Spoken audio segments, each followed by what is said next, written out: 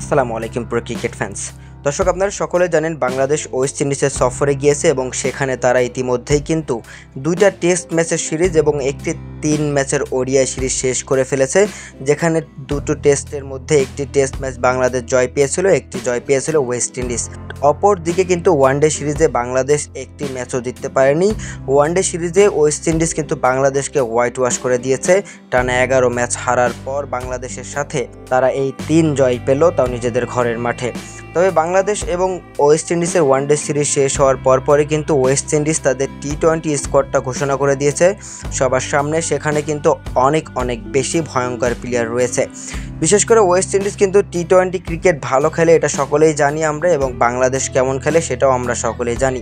তবে ওয়েস্ট ইন্ডিজের যে স্কোয়াডটা দেওয়া হয়েছে সেই স্কোয়াডটা আপনি একটু দেখেন, যেখানে রবিন পাউল, বেন্টন কিং, তারপরে Carty, Johnson Charles, Roston Chase, Justin Greaves, Terrance Hinds, Akeal Hosein, Alzarri Joseph, Evin Lewis, Obed McCoy, Gudakesh Motie, Nicholas Pooran, Romario Shepherd এবং সামার স্প্রিংগিট। মূলত ওয়েস্ট ইন্ডিজ কিন্তু একটা শক্তিশালী squad ঘোষণা করেছে বাংলাদেশের বিপক্ষে 3 ম্যাচের টি-20 খেলার জন্য।